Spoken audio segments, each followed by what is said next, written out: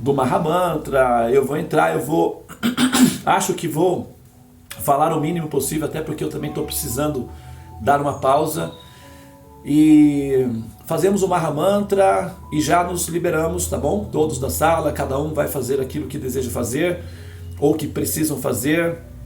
E uma vez por semana, apenas uma vez por semana, que vai ser nas quintas-feiras, às 5 da manhã, eu vou então gravar um vídeo de um tema específico que for sugerido para mim, ou então eu vou dar sequência na série que eu havia mencionado do Mestre dos Homens e o Bhagavad Gita. Eu vou fazer a relação entre a filosofia da canção, da Bhagavad Gita, e os diferentes pensadores da humanidade. Então, como não tenho pressa para concluir esse trabalho, não pode ser assim estendido para longo prazo. O vídeo vai estar, aqueles que não puderem ou não conseguirem estar comigo às 5 da manhã, não tem problema, o vídeo vai estar disponível no grupo, no Videodeva, e vocês poderão então acompanhar na medida em que vocês, no tempo de vocês aí, através desse grupo, tá? Quem não tiver no grupo e desejar os vídeos, pode me avisar que eu incluo no grupo, lembrando que esse grupo ele é exclusivamente para esses vídeos, para não dispersar muito, para as pessoas conseguirem fazer uma sequência no raciocínio. E a partir da semana que vem, então, vai ser assim, tá, pessoal? A gente vai entrar, fazer o Mahamantra e rapidamente nos despedir, porque a gente tem, aí um bom tempo juntos e foi, assim, eu cobri o básico, desse conceito, do Sahasrara Chakra, de todos os chakras. Nós fizemos praticamente todos os chakras, E claro que daria para revisar todos eles e falar mais coisas sobre cada um deles, mas a gente não vai fazer isso porque nós estamos trabalhando para produzir um livro a respeito da série dos chakras, um livro para astrologia, e eu preciso me dedicar a isso daí agora e também liberar vocês, de repente muitos de vocês, eu sinto, e tenho certeza disso, que por sinceridade, por amor a mim, por respeito a mim, permanecem na sala, por respeito a mim, mas eu sei que todos têm muitas ocupações, muitas responsabilidades, todos têm muitas coisas para fazer e às vezes até se sacrificam em função disso, Então, eu acho que daqui para frente nós vamos ser todos um pouco mais aliviados nesse contexto. E a gente vai continuar fazendo os estudos normalmente, mas num ritmo mais desacelerado, porque afinal de contas a parte mais importante já foi coberta e aqueles que assimilarem essas informações vão ter certamente a liberdade de espírito, a liberdade de coração para lançar-se nessa incrível aventura de amor puro ao Senhor Supremo, sem preconceitos, sem medos, livres de ansiedades e desejosos de experimentar mais e mais desse êxtase de amor a Deus, de amor por Krishna, tá bom? Muito bem, vamos então, dar início ao nosso sadhana. Eu vou apenas ler a mensagem do professor aqui, só para não me esquecer depois. Ele está mencionando, o professor Harduin está mencionando, e se nos dias que você não pode, nós fazemos o estudo do Gita, tipo o que a Tula se faz à noite, o que você acha? Eu acho simplesmente maravilhoso.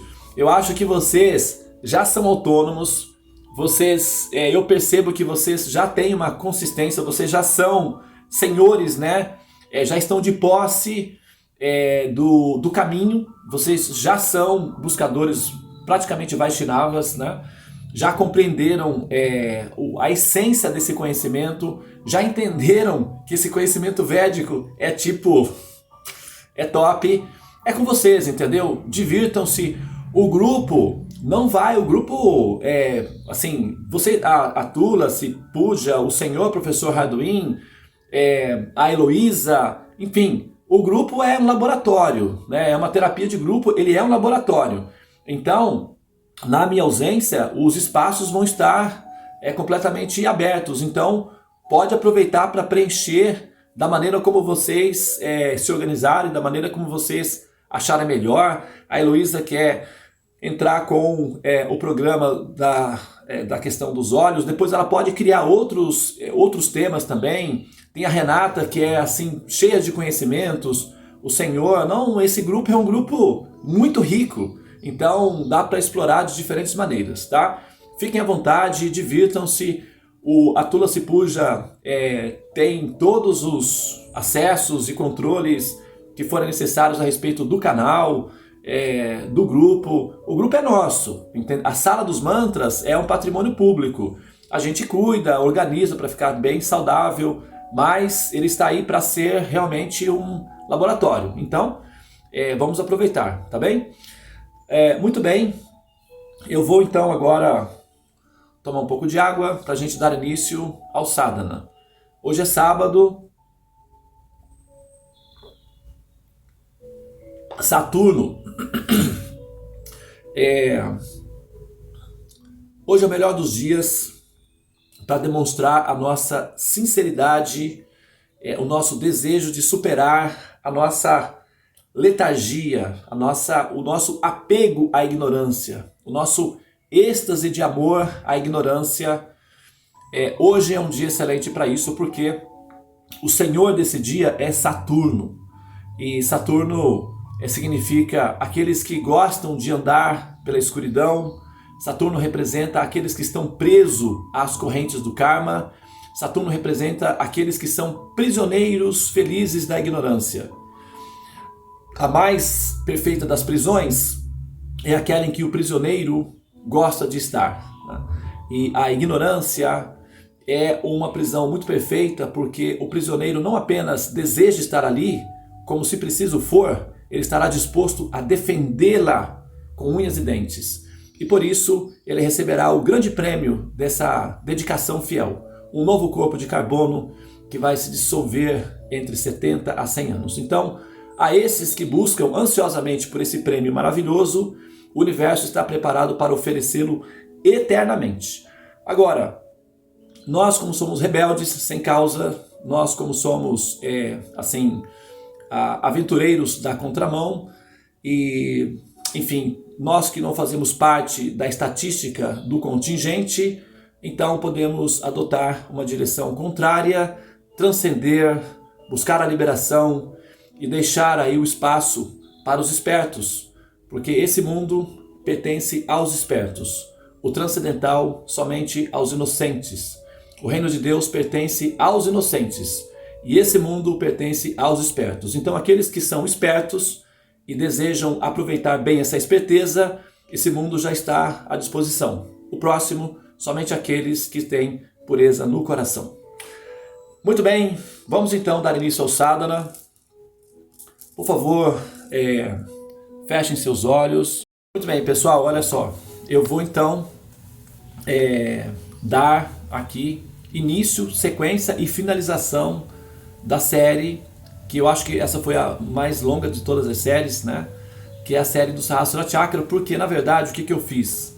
Eu aproveitei o conceito do Sahasrara Chakra, que é um estágio em que o ser já superou os obstáculos, os pesos, né? Como o ser já desacoplou dos pesos e conseguiu superar a gravidade do aprisionamento, então já está fora da estratosfera, tipo, já está, né, viajando aí no espaço sideral. O Sahasrara Chakra fica fora do contexto da prisão, que é o peso gravitacional da ignorância. E no final das contas, né, quando nós precisamos, enfim, imergirmos-nos no amor ao Supremo, nos render completamente ao Supremo, ou seja, aceitar o abrigo dessa nave transcendental que é o Sahasrara Chakra, nós precisamos estar livres de todos os pesos, né, que são desfavoráveis. E nesse ponto nós apontamos as falhas principais dos conceitos teológicos, filosóficos que aparentemente tem uma conotação, tem uma aparência de ser, não é? Algo positivo em relação a Deus, mas na hora em que nós observamos com cautela, se transforma numa espécie de vírus ateístas. Porque, ou o impersonalismo, né, que é uma espécie de vírus, que parece ser uma coisa muito leve, né, à luz, mas é algo muito pesado e um obstáculo muito desfavorável para o processo da liberação. Então, nós fizemos aí uma retrospectiva, né, dos diferentes conceitos de que nós estaríamos aqui nesse mundo. E explicamos as desvantagens de pensar dessa forma, já que o aqui seria assim, bastante desconfortável juntar essas duas peças dentro da ideia de um ser cuja natureza estaria predominantemente fundamentada no amor. Portanto, o amor ele é coerente, o amor ele é muito inteligente, o amor ele é extremamente detalhista em termos da preocupação com o outro. Por isso, a afirmação de que nós estaríamos aqui não é compatível com a ideia de amor, tampouco com a ideia de proatividade inteligente. Quer ver só? Para finalizar esse ponto aí, imagina que, por exemplo, agora o meu filho está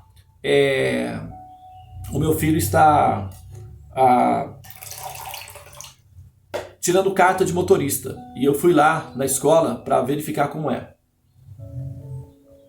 Atualmente, as escolas, todas elas são obrigadas a ter um carro virtual para que o aluno aprenda a dirigir num carro virtual. Então as aulas são feitas num carro virtual, somente então é que ele sai e pega um carro propriamente dito, né? Nas escolas de aviação, por exemplo, ele só está tirando a carta de motorista, mas ele está estudando para prestar concurso para entrar para o exército na área da aeronáutica e possivelmente ele vai se envolver com aviões, equipamentos que voam, né?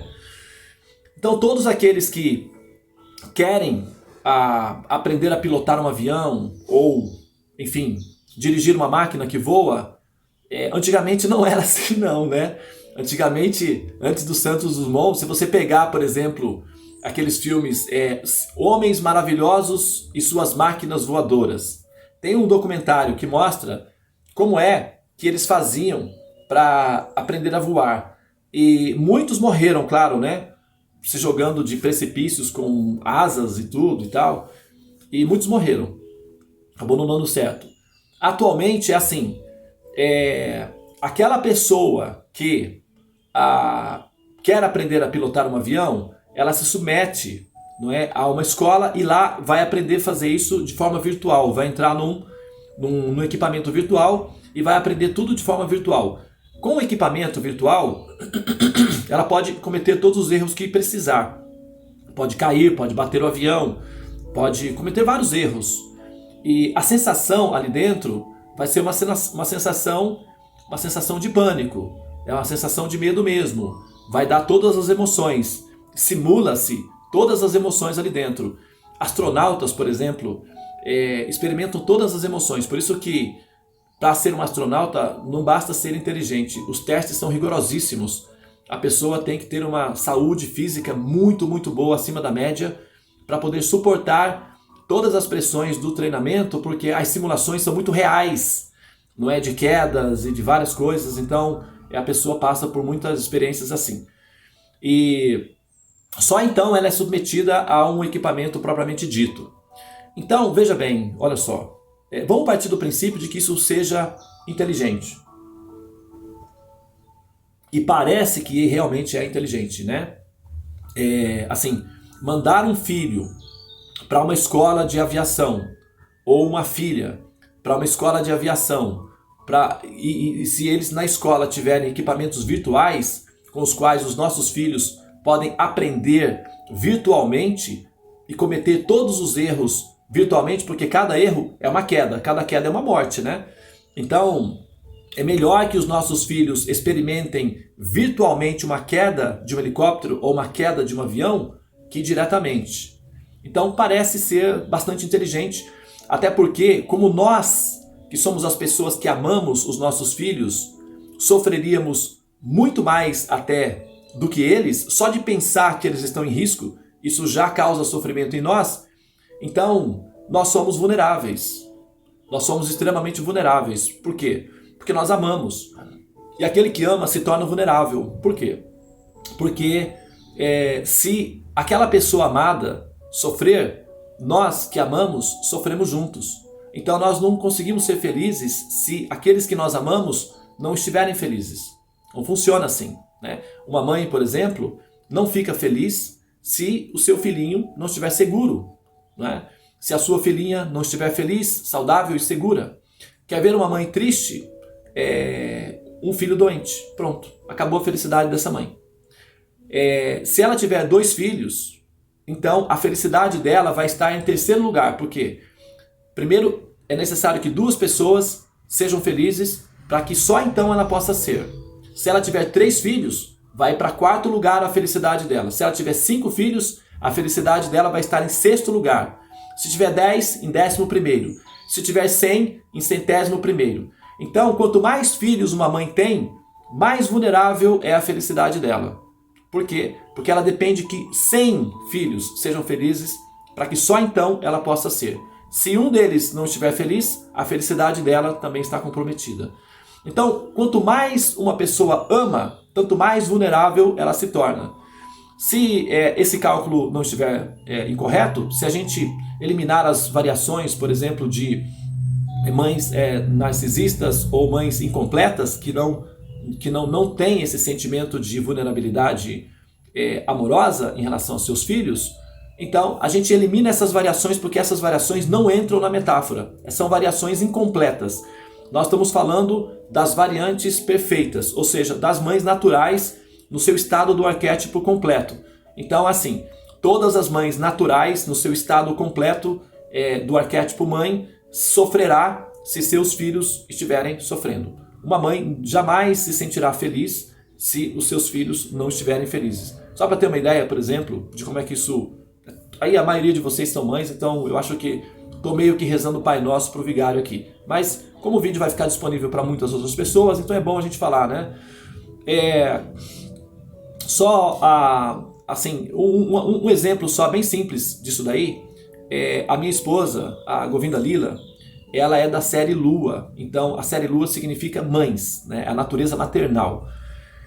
E ela é bem dentro do arquétipo mesmo da mãe natural, a mãe que eu estou descrevendo aqui, né? Temperamental, impaciente, extremamente amorosa, completamente assim, desesperadamente rendida, né, à causa de ser uma mãe. Então ela é uma mãe integral, uma mãe natural, uma mãe no arquétipo.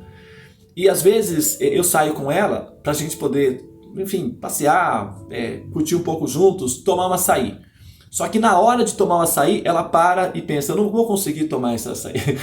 Por que você não vai conseguir? Porque eu não consigo tomar o açaí se meus filhos não estiverem aqui. Como é que eu vou desfrutar desse prazer sem que eles estejam aqui desfrutando comigo? Aí começa, né, a história toda da psicologia da mãe. Mas o que eu assim, observo de interessante é essa incapacidade do ser de ser feliz se o objeto amado ou o ser amado não estiver feliz junto. E essa é a natureza intensa do amor. Isso é uma das características do amor, né? A vulnerabilidade absoluta. E ao mesmo tempo é aquilo que nos fortalece ao máximo. É um paradoxo, né? Que nos deixa completamente vulneráveis e absolutamente imbatíveis. Então, se a gente pensar dessa forma, e se nós somos como uma partícula de Deus, nós somos como uma gota de água do oceano, então, se o oceano possui sal, e então na gota do mar, do oceano possui sal, então no oceano tem mais sal do que na gota. Se nós somos almas, expressões de Deus, centelhas de Deus, gotinhas de Deus, e nós somos assim quando estamos purificadas, por exemplo, uma mãe no arquétipo natural é uma alma purificada. Por isso que se diz que a mãe é sagrada, né? A mãe é o princípio mais santificado, é uma mãe. Porque uma mãe, no seu estado natural, no arquétipo natural, é uma alma purificada. completamente compassiva, dedicada, não é, aos outros, a outros seres. São seus filhos, mas são outros seres. Então, é um princípio de rendição absoluta, de compaixão absoluta. É um princípio puro. Por isso que não há nada mais perfeito para racionalizar Deus que observar uma mãe no seu arquétipo natural, porque é o estágio mais puro que a gente pode encontrar a alma. Não há outra manifestação mais pura que o estado natural de uma mãe amamentando o seu filho ou dedicando-se aos seus filhos. Essa é a perfeição da pureza da alma. Não há amor que se compare a isso. Então esse é o estágio mais perfeito, é o laboratório mais evidente para se investigar a natureza de Deus, porque é quando a gente encontra a gotinha no seu estado original, no seu estado decantado, ou no seu estado mais perfeito, no seu estado mais puro. Então pegar uma mãe e observar o comportamento de uma mãe é o laboratório mais perfeito para analisar a natureza de Deus, já que a gente precisa de uma amostra muito perfeita para poder analisar a fonte perfeita. A gente precisa de estados de perfeição para chegar à análise da perfeição absoluta, que é a fonte dessa perfeição. E quando nós pegamos aqueles seres mais perfeitos, né, que a gente conhece, que a gente tem ideia, por exemplo, como é o caso de Jesus, Maria, São Francisco de Assis, Srila Prabhupada, Irmã Dulce, o Gandhi, o Martin Luther King, a gente vai colocando o Dalai Lama, né, o Chico Xavier. Então, quando a gente pega essas amostras para fazer uma verificação de análise, de observação, nós temos uma estatística absolutamente de 100%, uma estatística absoluta. E essa estatística é justamente aquela que define que a alma, quanto mais evoluída, quanto mais perfeita, mais parecido com uma mãe ela se torna. Jesus é uma mãe, São Francisco de Assis é uma mãe, o Padre Pio é uma mãe, Srila Prabhupada é uma mãe, o Gandhi é uma mãe, a Mãe Dulce é uma mãe, são todas mães, entendeu?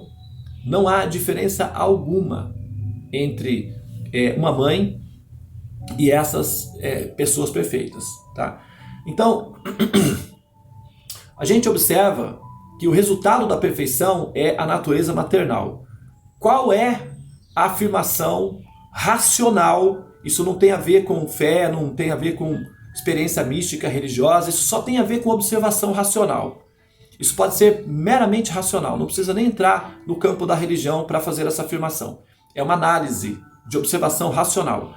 Então, se nós estamos partindo de um princípio de que um efeito só é um efeito porque existe uma causa, então se a entidade viva é um efeito, e se esse efeito no seu estado mais perfeito é maternal, automaticamente a nossa razão de coerência vai inferir que a fonte de onde esse efeito surge é uma mãe.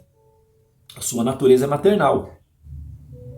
Portanto, a natureza de Deus, assim, afora todas as ideias que nós temos de Deus, porque Deus não é uma ideia minha.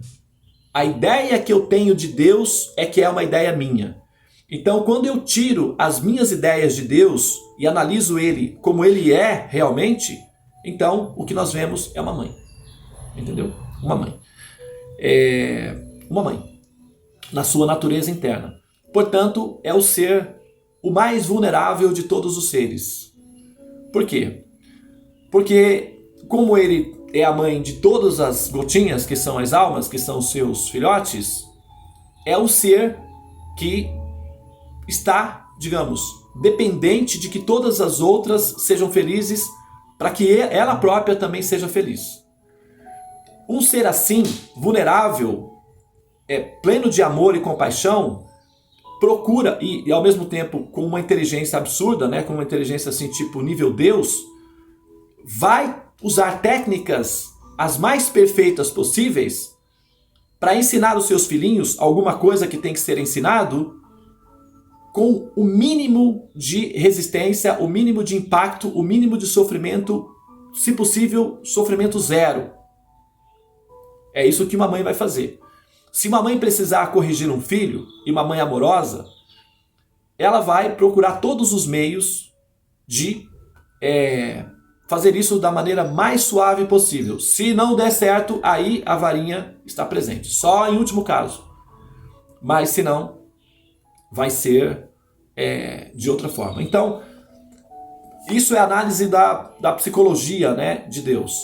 Agora, se nós, seres humanos, enquanto raça, enquanto civilização, somos inteligentes ao nível de criar equipamentos simulados para ensinar os nossos filhinhos a dirigir um avião, por exemplo, para que ele não caia e se machuque, para que ele possa pilotar um avião, ou pilotar um helicóptero, ou pilotar um carro com segurança, sem se machucar, se nós somos compassivos, proativos e inteligentes a ponto de criar uma máquina que tenha essa funcionalidade, bom, então, se Deus for inteligente como nós, não precisa nem ser mais inteligente do que nós. Basta que ele seja inteligente apenas o quanto nós somos. Então, possivelmente, ele também pode usar essa mesma técnica que nós, ou não. A não ser que nós sejamos mais inteligentes do que Deus, a não ser que nós sejamos superiores a ele moralmente, intelectualmente, e o nosso nível de inteligência seja superior ao de Deus. Se isso for verdade, então nós podemos afirmar que Deus nos colocaria aqui. Mas se não for verdade que nós somos mais inteligentes do que Deus, que nós não somos superiores a Ele, e que nós não temos um nível de capacidade intelectual mais refinado que o dele, e se ele for apenas igual a nós, não mais, nada, nem um centímetro a mais que nós, somente igual a nós, então nós vamos ter que admitir que ele também seria capaz de criar uma máquina de simulação, para que nós aprendêssemos. Então, se Deus for inteligente, compassivo e misericordioso, faz sentido o mundo material não ser real, ser apenas uma simulação.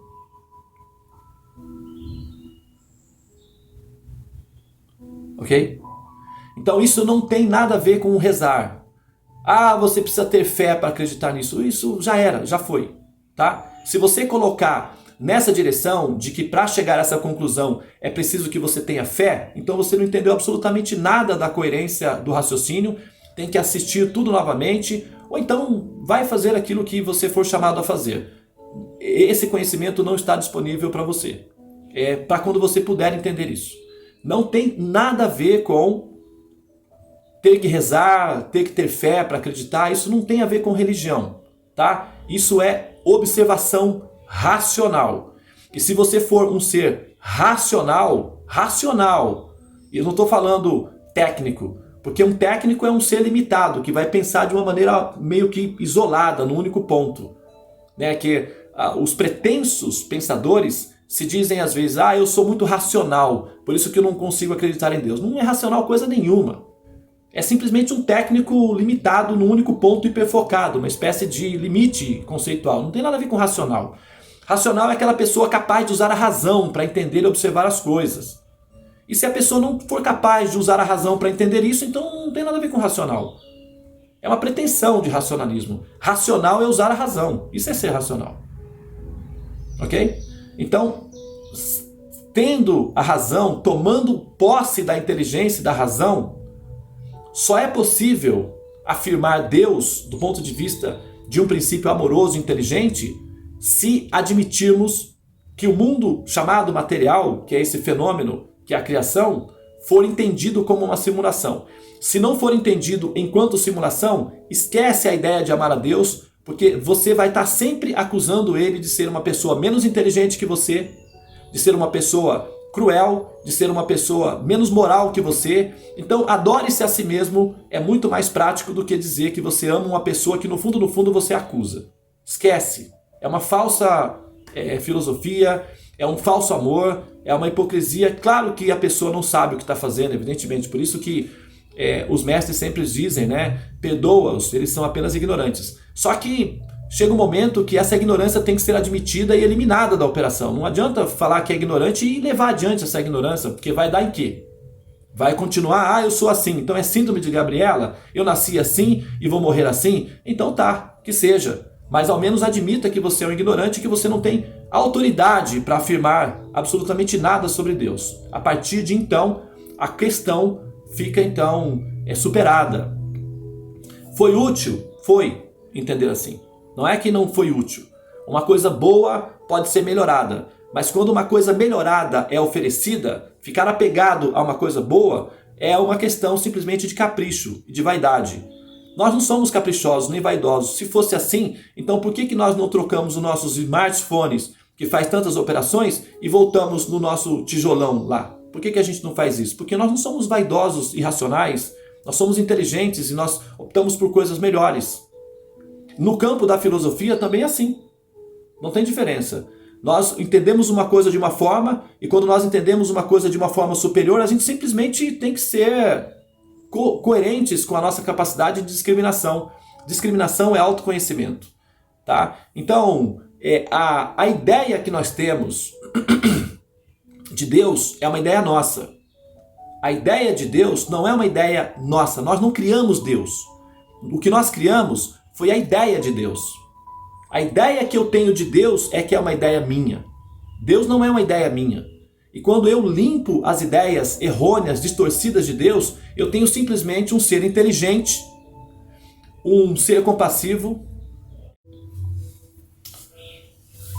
Muito bem, então deu uma pequena queda, né?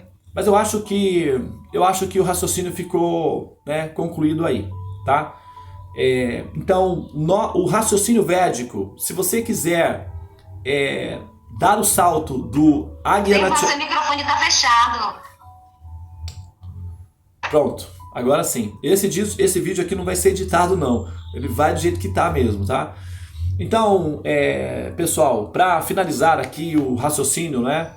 A ideia do conhecimento védico está concluída, tá? A conclusão védica para o paradoxo do mal está concluído. Claro que a gente pode conversar sobre os detalhes do teorema, tá? Como, por exemplo, como é que funcionam as leis do karma, por que as coisas nos detalhes são assim. Isso a gente pode conversar porque faz parte da terapia de ocupação devocional, que é colocar a mente para pensar nos detalhes de como funciona a mente de Deus.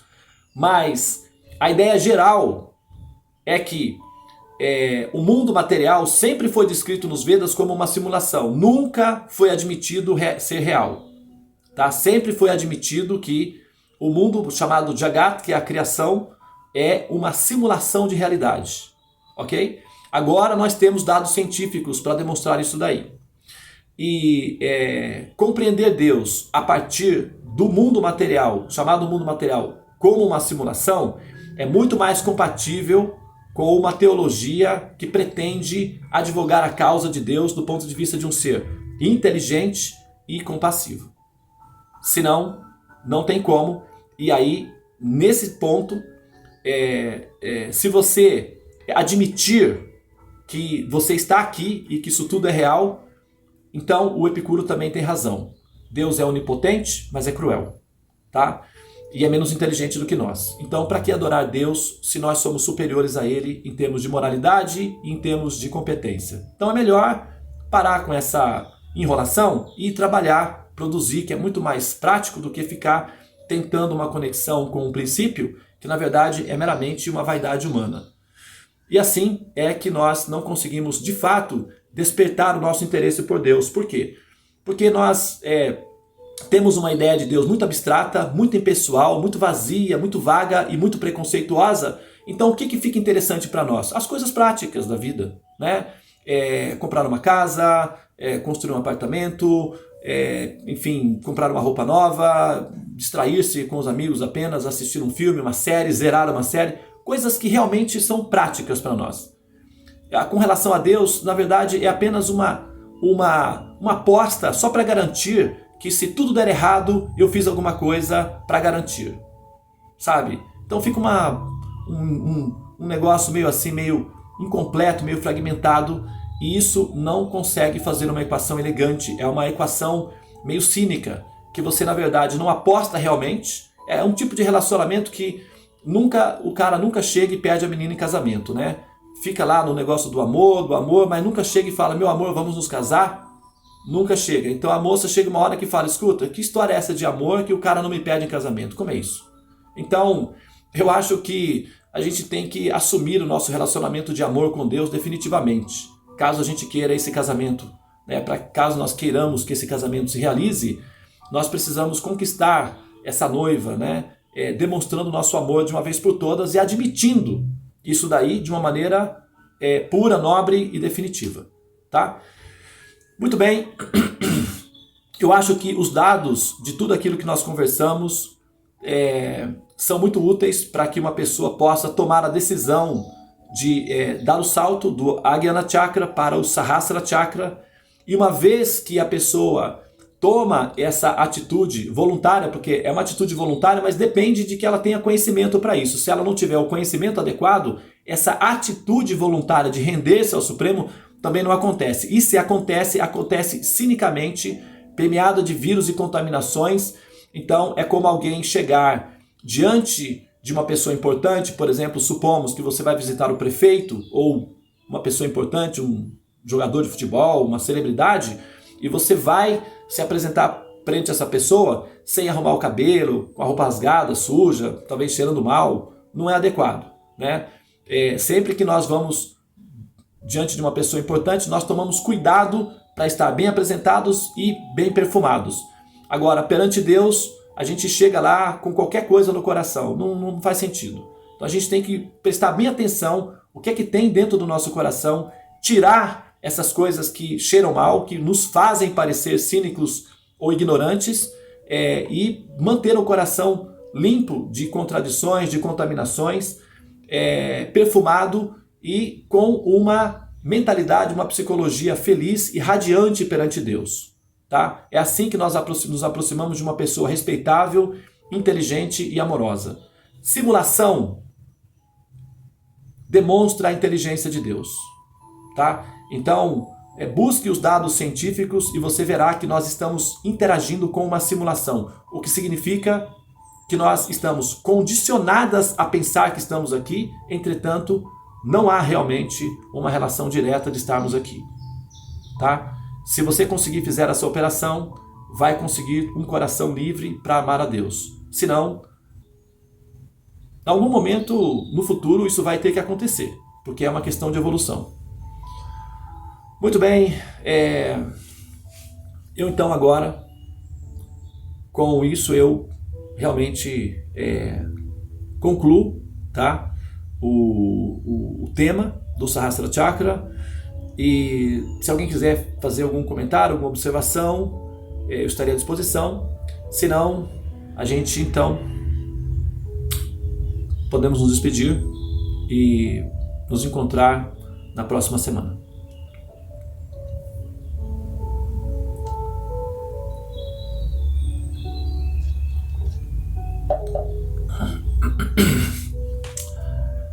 Muito bem, parece que nós não temos perguntas. Eu vou ver só aqui se alguém deixou alguma coisa. As minhas mensagens apagaram todas, né? Somente o pessoal está comentando aí, que está se despedindo e tal. Mas nós temos aqui na sala dos mantras, nós esquecemos de apresentar as pessoas hoje, né? Eu vou então me despedir aqui do vídeo. Namastê, Hare Krishna. Então com esse vídeo, né, com essa última aula, nós então concluímos a série dos Sahasrara Chakra. Muito obrigado a todos pela atenção, por terem acompanhado. Espero que você tenha feito um bom uso, né, dessas informações e nós estamos à disposição para ouvir, não é, a sua observação, e se houver perguntas, por favor, fique à vontade, aproxime-se e faças. Namastê, Hare Krishna.